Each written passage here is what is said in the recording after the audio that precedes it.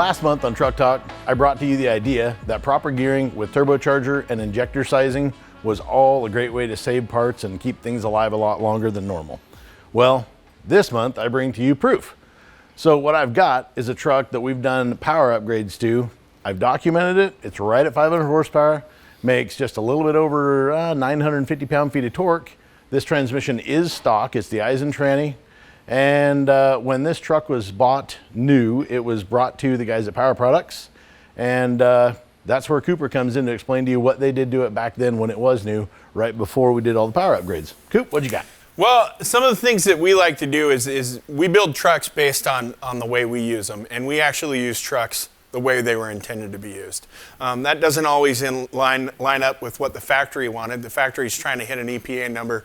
They're trying to get emissions numbers, so they tend to gear them pretty deep. So this thing originally had 342 gears and stock size tires, which is great, but we like running 40s, and we wanted to give it a little bit more mechanical advantage than it would have had from the factory with stock size tires and 342s. So in order to get that ratio correct, we would have had to be at a 430 gear ratio with a 40-inch tire.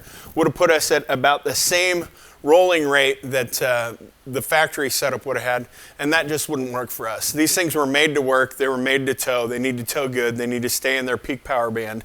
And as far as keeping up with the Priuses for mileage, that's not my main motivational factor when buying a truck like this. So with the 40s, we went with 488 gear ratio, gives it exactly what we need, right at about 75 miles an hour. We're at 2,000 RPM, which in my book for a 3,500 truck meant to tow whatever the heck I want is right on par. And then like any tow truck out there that anyone would have, we set it up with a Detroit locker in the rear and ARB air locker up front, because you never know when you're gonna have to 4x that thing. So working off the platform that Power Products has put together for us, we went ahead, sized injectors and turbochargers correctly for that. This thing makes just a little bit over 500 pound-feet of torque, even with the mechanical gear ratio at like 2,000 RPM, and it's doubling that right at 2,600, and then it starts to taper off. So as Cooper was talking about, you want to make sure that if you're towing, you're using that torque and you're actually not harnessing it too terrible low. If this thing was geared with like those 430s, the thing would just be so far under the barrel at that point, it would be super hot, super smoky, and super miserable to drive. Again, proof's in the pudding. This truck's got 35,000 miles on it, transmission stock. The truck makes 500 horsepower, and it does that for about 1,200 RPM across the top of the curve.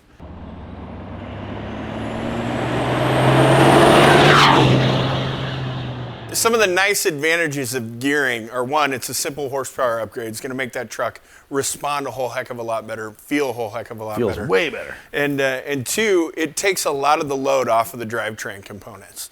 So because of that, I think it's the only reason why this stock transmission has held up to the kind of power that this thing is putting out and the torque. It's because it has so much mechanical advantage from the gearing that it takes all the load off the transmission, just lets it put it down to the ground without really working all that hard. So guaranteed. For over a decade now, all the Dodge owners have always complained and cried about, my transmission just won't hold it. My transmission just won't hold it. Well, if you were one of the guys running 355s and 35s or worse, like 37s, we just proved to you it wasn't ever the transmission. It was the mechanical disadvantage you've been trying to absorb. Now that being said, we appreciate you watching the video, and we hope this helps you not come up short.